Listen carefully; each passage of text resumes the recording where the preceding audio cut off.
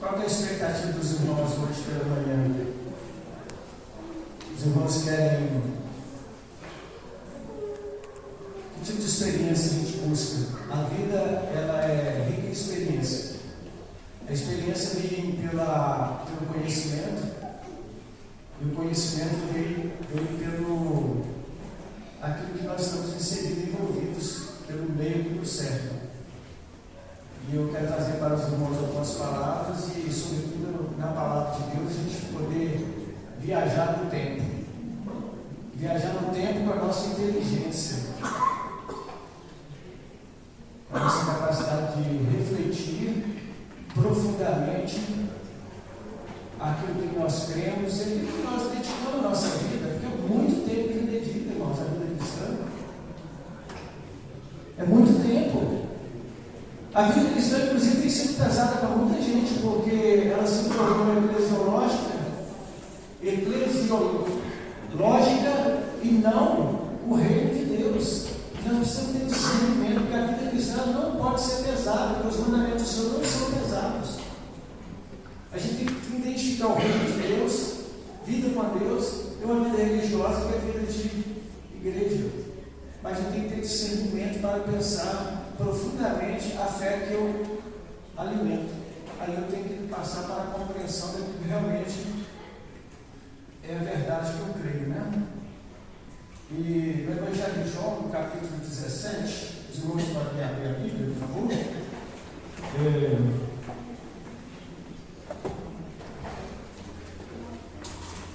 Evangelho de João.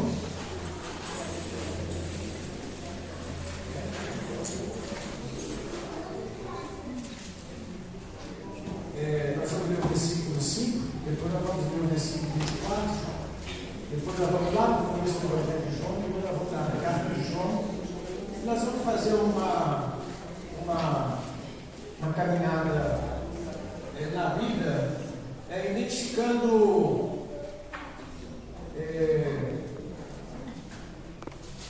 a importância da gente compreender algumas verdades que são fundamentais para a nossa fé. Os irmãos sabem o que significa a palavra contingente?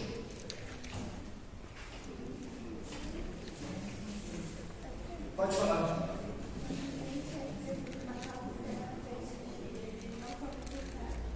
Filosofia pura, hein? Contingente é algo que existe por dependência de uma causa. Tem que haver uma causa para que exista. E a palavra divergência, olha, nossos irmãos, que nós temos uma cultura de letra, de linguagem, de escrita, toda uma herança da escolaria grega e do latim. Então, muito importante.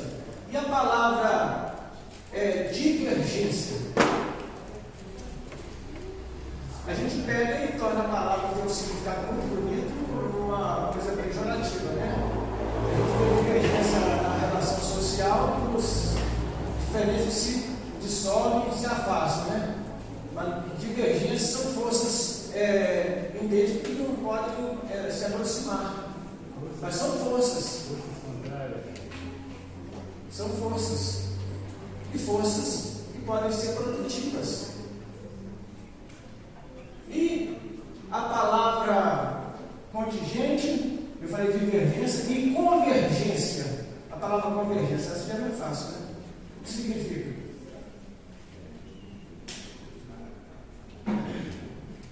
Vamos pensar numa convergência. A água vai para onde? Toda a água vai para onde? Elas pegam os rios, vão para o mar. Ela converge para o mar. Tudo nós, irmãos, converge para Deus. Amém? Amém? Amém? Não é escolha, não. Porque nós somos agora nova criatura. Nós somos um corpo. Nós aprendemos a amar, aprendemos a perdoar e aprendemos, ainda que às vezes com uma certa disposição, olhar para o irmão e dizer o que nós cantamos: eu te amo com o amor de Jesus. Não é com o meu, não.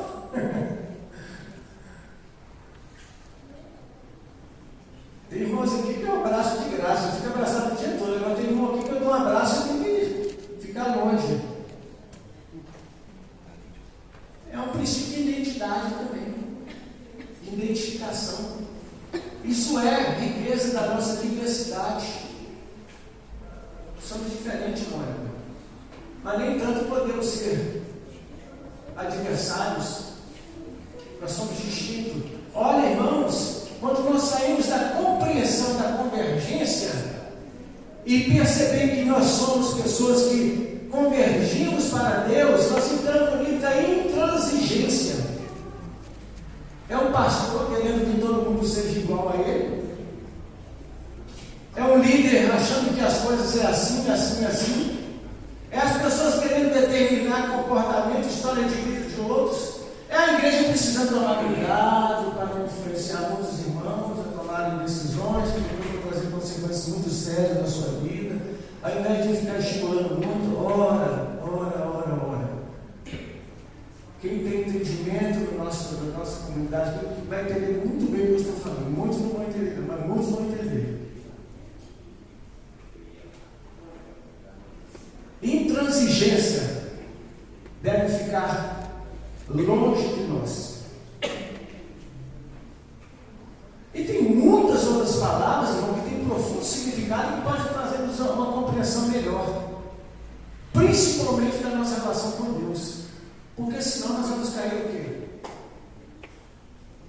Numa caminhada muito chata da vida cristã. Porque nada novo acontece em nós. Mas quando você está aqui, espírito e verdade aqui, se começa a cantar num cântico, igual esse que nós cantamos, o grupo apresentou, você começa a ouvir uma palavra viva e eficaz, igual essas que foram lidas aqui, e que você para de ficar ouvindo boboseira aqui na frente, coisa que fica tomando conta do momento tão rico da comunidade da igreja reunida, que deveria somente ter palavra e louvor a Deus. A gente vai ver que vai haver uma clara distinção e compreensão do que é vida com Deus, do que é vida de respeito àqueles que estão aqui também para ouvir a palavra de Deus. Amém?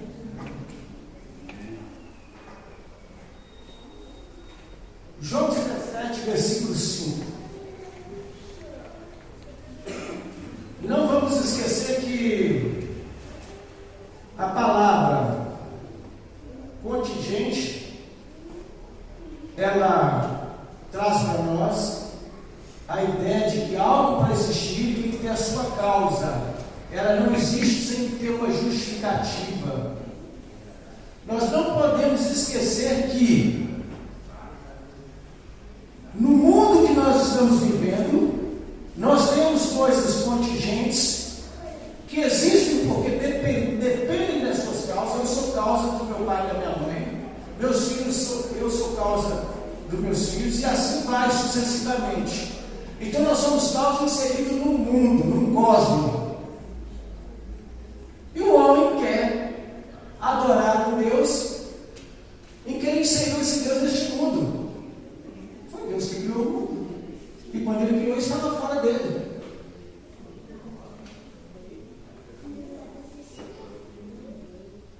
E a gente vai inserir Deus neste mundo, nós vamos fazer o seguinte, nós vamos cometer um grande erro. Nós vamos pensar que Deus é como nós pensamos. E se ele fosse como nós pensamos, ele nunca seria o que é. Então nós temos contingência, nós temos convergência e nós temos divergência também, que é outra palavra que eu acho que eu falei sobre ela. Falei? Divergência. Nós temos intransigência, nós temos várias. Ingerência. Ingerência, que é a dimensão da implicação da força, né? Querer que o outro querer que o outro. Mas quando você chega na palavra de Deus, você vê a relação do filho com o pai, dentro de uma profunda submissão a Deus. Jesus então ele diz assim, olha, Evangelho de João 17, versículo 5. Os irmãos abriram aí?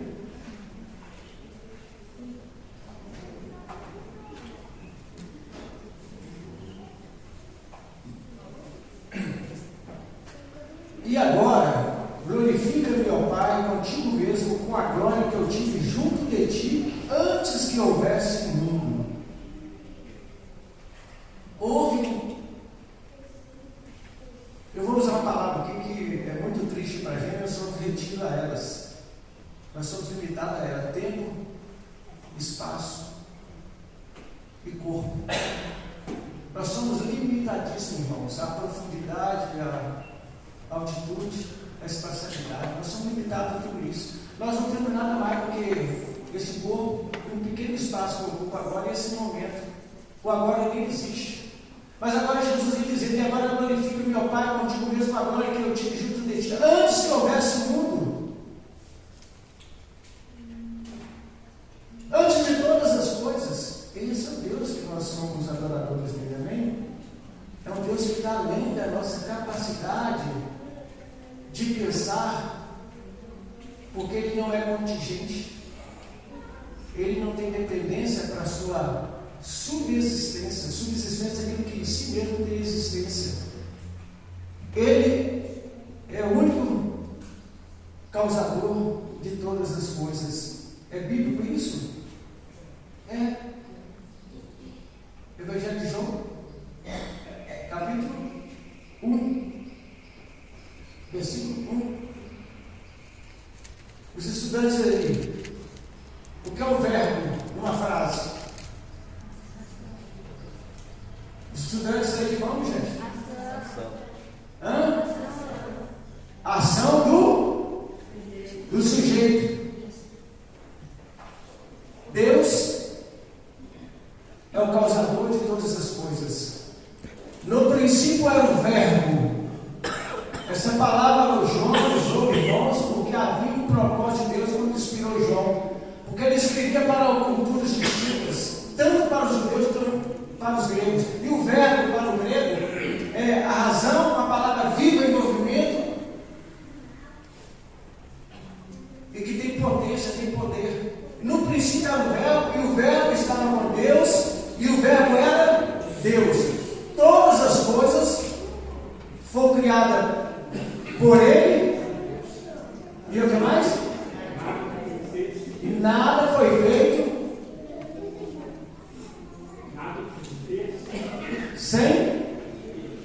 sem Ele.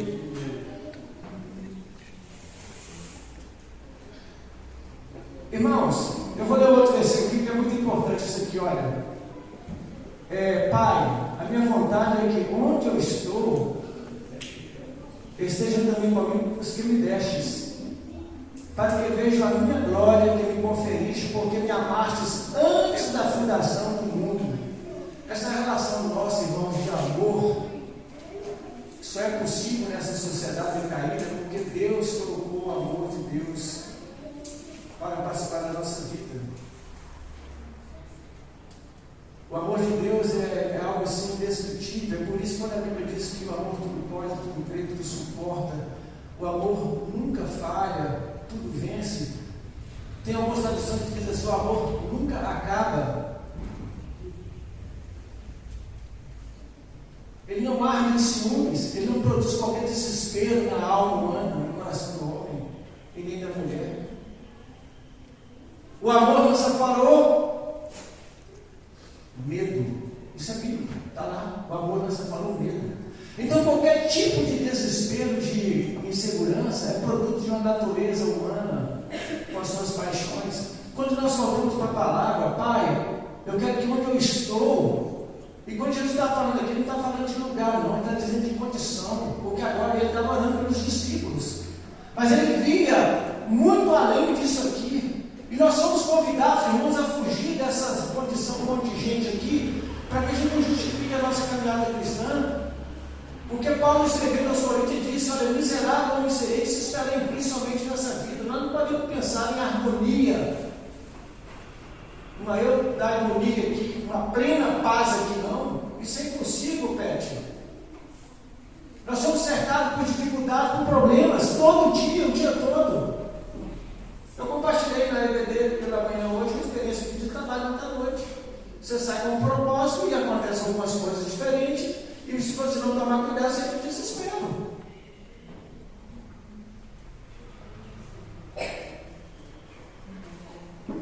Mas a gente tem que saber, irmãos, que se o Deus que nós cremos, esse Deus que Ele antecede, Jesus fala ora pelo mundo. Quando Ele fala pelo mundo, o mundo engloba todas as coisas, mas essencialmente está você e eu, e está na Bíblia. Pai, eu não rogo pelo mundo. Depois Ele fala: eu rogo por estes que me destes, para que nenhum se perca. A nossa segurança, irmãos, ela está em Jesus, amém? Ela não está em nós, não, na nossa capacidade, porque quando a gente percebe as realidades que nos envolvem, quantas coisas mudam a nossa compreensão. Pai, a minha vontade é que onde eu estou estejam também comigo, que me deste, para que vejam a minha glória, que me conferiste, porque me amastes antes da fundação do mundo. Pai, antes o mundo não te conheceu, eu, porém, te conheci também, e estes compreenderam que tu me enviastes. A palavra compreender aqui é ter discernimento claro daquilo que se vive. Cada um dos irmãos sabe por que estão aqui. É porque são adoradores de um Deus vivo. Amém?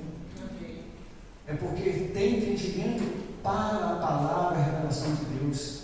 Descansa nas promessas de Deus. Ele está dizendo aqui, porque eles compreenderam, eles entenderam profundamente. E quando a palavra traz isso para nós, nos coloca numa posição, irmãos, de privilégio, mas também de profunda responsabilidade, em que agora nos cabe o quê? Viver intensamente essa dimensão não alcançável pela razão e nem por aquilo que é sensível, visível ao mundo, mas é experimentado na vida, naquilo que é vivido, na vivência de cada um. A vida de um filho de Deus exala um perfume da eternidade por onde ele passa. Amém? Passa diante dos nossos filhos, marido diante das suas esposas, esposa diante dos seus maridos. É uma dimensão inexplicável, mas que está envolvido ali, irmãos, tanto a presença do Verbo vivo, do Deus que criou todas as coisas.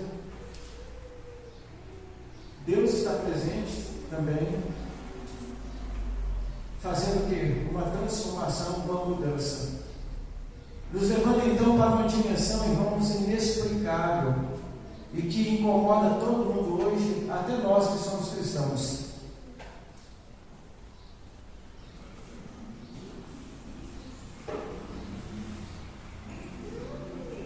Nós não conseguimos sair dessa dimensão terrena e conceber de maneira clara tudo aquilo que envolve a nossa fé, infelizmente. E com isso nós ficamos aprisionados aqui, estabelecemos um Deus semelhante ao homem, como uma colônia de formigas que, dentro da sua linha de funcionamento automatizado pela própria natureza dela, porque tudo tem sua natureza, sua essência de ser, nós não entendemos, ela tem a sua rainha lá, e essa rainha tem um papel preponderante, e se elas resolvessem então criar uma religião, fazer um culto, o Deus teria que ser no mínimo semelhante a essa rainha, porque se expressa acima daquilo que se pode conceber a ideia. É por isso que a prova que Deus existe é que nada se pode pensar acima do que Deus que nós cremos. Nada se pode pensar além do Deus que nós cremos e além do Deus que nós pensamos e além do Deus que nos conhece, que nós conhecemos, que nos conhece. Amém? Nós somos conhecidos por Deus. Essa limitação do nosso conhecimento bíblico Paulo escrevendo a Coríntios, diz que nós chegamos diante do espelho, contemplamos, esquecemos de tal como éramos. Esquecemos tudo. E continuamos, às vezes, vivendo como menino. Porque ele dizia, olha, quando eu era menino eu via. Agora a igreja é uma igreja madura, os irmãos são irmãos maduros. Nós precisamos parar de fazer o mesmo do mesmo para os mesmos. O mesmo do mesmo para os mesmos. Sempre a mesma coisa. No reino de Deus precisamos estender-se. As portas crescerem, nós temos uma vida mais poderosa.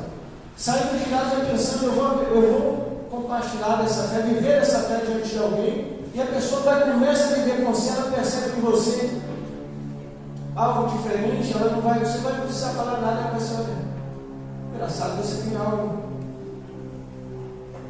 distinto, algo que traz uma mudança, uma transformação. Isso é vivido, palpável? Não, isso é perceptível. É outra coisa, outra palavra linda do nosso vocabulário. Perceptível, às vezes não identificável. Existe um quadro teórico, expressivo, explicativo para a gente entender a dimensão do alcance da nossa fé. A nossa fé nos transporta, irmão, para uma transcendência, uma dimensão da glória de Deus. Jesus falou assim, para que vejam a minha glória, glória é essa que me deste, para que veja a minha glória que me conferiste, porque me amaste antes da fundação do mundo. A glória significa algo inexprimível, inacessível, e tão profunda, mas tão profunda, irmãos, que Paulo, quando ele teve a experiência dele, ele disse assim, olha, eu não sei se no corpo ou se fora do corpo, eu sei que o homem subiu ao terceiro céus, e ouviu palavras inefáveis que ao homem não é digno de ouvir, de falar. E não adianta também não, a tua experiência, nós conversamos hoje lá pela manhã, nós com Clóvis, nós temos experiência aqui que